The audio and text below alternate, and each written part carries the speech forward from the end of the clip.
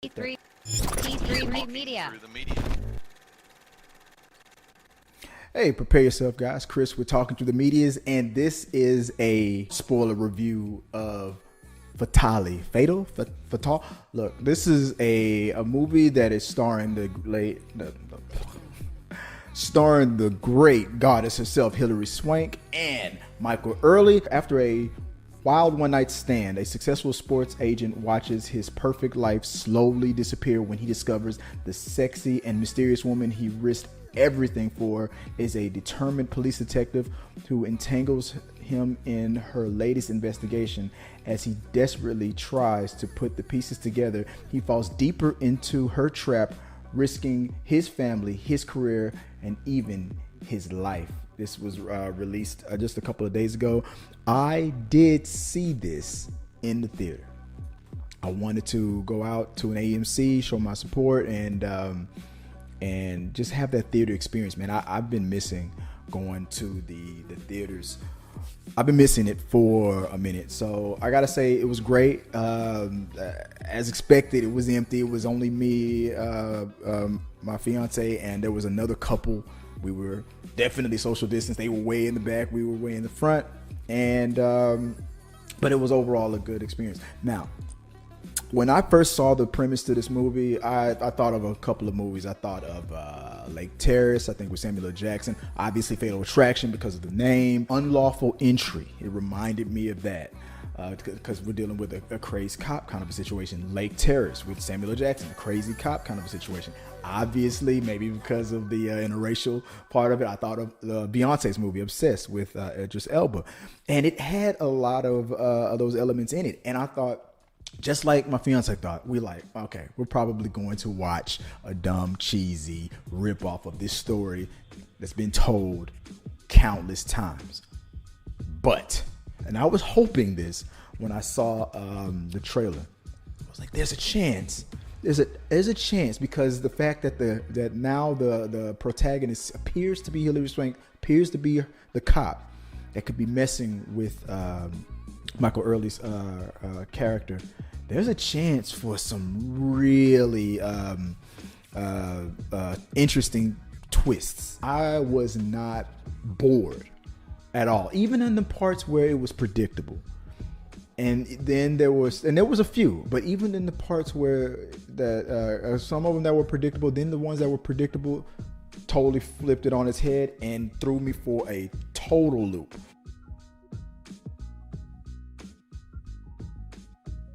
So through all the twists and turns that happened to the movie, so just to recap, Hilary Swank is in Las Vegas just to unwind and just go to a party, not be a cop, just to be in Vegas, just to be in Vegas. Coincidentally, Derek, played by Michael Ealy, was there on a business trip, and he was what's the word for it? Peer pressured by his friend, played by Mike Coulter, to take his ring off and go out and have some fun because he was having problems with his wife, Tracy. Not knowing that the reasons why he was having problems with his wife, Tracy, was because his best friend and her were having an affair. So that leads to him to having this instant connection and attraction to Hilary Swank. They have an affair, they have sex, and then they go their separate ways. Then, what I believe, which they never really came back to, I believe that Rafi and his wife Tracy set him up to be killed because Rafi wanted to sell the company and Derek did not. And then all of a sudden, somebody breaks into your house. The alarm was coincidentally not working and all this other stuff. Your wife comes in to check on you after gunshots were fired and you were shot at, and she comes in to check. She never calls 911. That was a setup. And then the detective that you had an affair with comes in to solve that part of it. That was it. Movie was so over at that point. Case was closed. Then when she had all those problems with her ex-husband, and then she took that drink, that's when she decided to use everything that was laid at her feet and go against even a guy that I think she genuinely liked.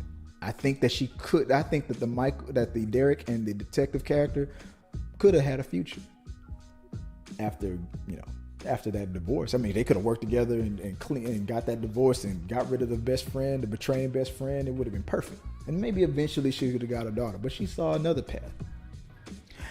And there was a part of the movie where I don't even think her character even thought of all this stuff in the very beginning. In the very beginning, to me, it was obvious that she was just out in Vegas having a good time, bumped into Michael Ealy. I think she heard him when he said I was married. She pretended like she didn't hear it. I don't think she cared. Just like any typical person that doesn't like to be played games with and lied to, she took advantage of the situation. How you lied, but in a weird way, I busted you in your lie. It sucks that somebody almost killed you, and I caught you in this lie. But she couldn't resist the opportunity to mess with his head on it. And she gave him a little payback on it, so that was fine. But the whole plotting to force him to take out her ex-husband and killing his cheating wife and betraying best friend and all that stuff, I don't think she was going to do that in the very beginning. This wasn't a master plan. This was an opportunity hit, and she just went to the dark side.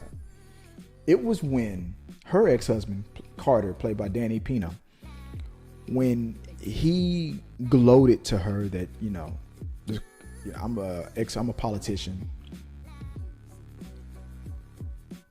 I already fixed the courts. Even if we would have went to the court for custody, you were going to lose. The judge was already on my side. I'm letting you know there was no chance you were going to win. And when you saw the flashback of why they were bitter at each other, her being drunk, and then a cop that left her gun unattended, and her daughter shot herself and paralyzed herself. I'm not going to lie. Even I probably would have been that harsh against her. But seeing that she got her life fixed and everything like that, I mean, seeing it only from that point of view, yeah, you would sympathize. Like, look, she got her life back together. Give her a second chance. But from a father's point of view, no, I understood him. He was a jerk, and being that cold, stacking the courts against her like that, it pushed her over the edge. And even at that moment, I don't think she was going to do what she did overall, like setting everybody up to get what she needed. It was the moment when she took a drink, when she invited Derek over to her place again after helping him figure out that his wife and best friend were cheating on him and everything.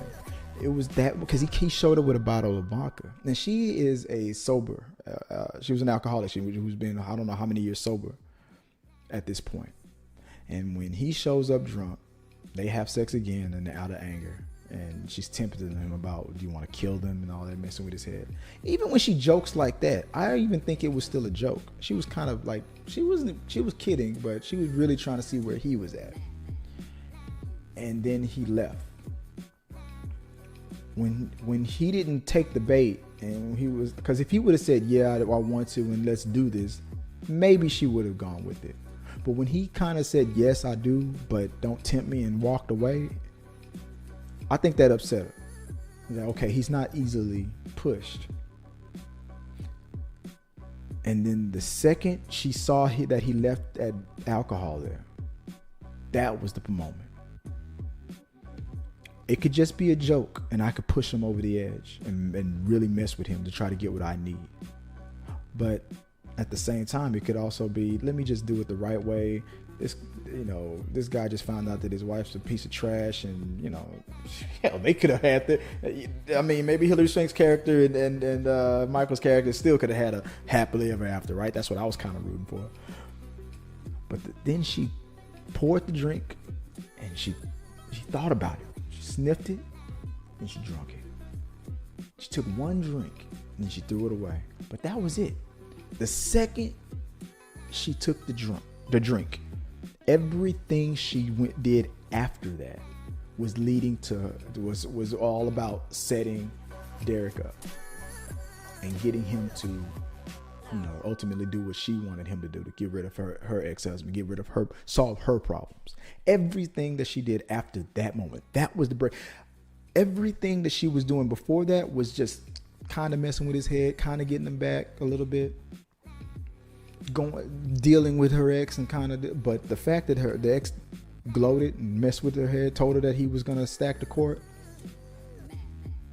and this weird opportunity that just fell in her lap. This path had multiple paths to go down, and she chooses set everybody up and just focus on getting the daughter back. I was not expecting Tyron Turner.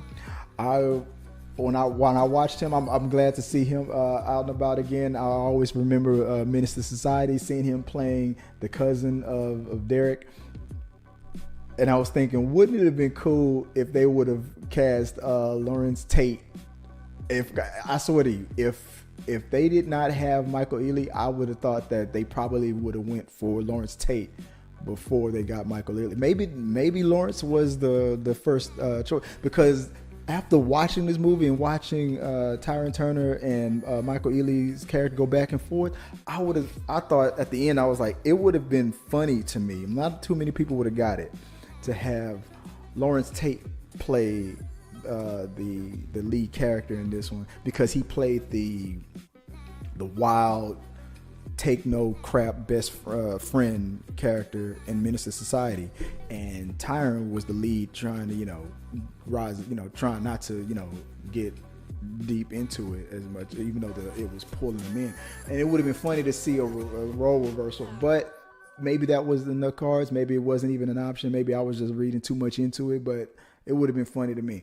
So I would go check this movie. Like I said, it is worth the trip to the theater to go see it. If you're gonna wait to watch it when it comes out, it's worth it.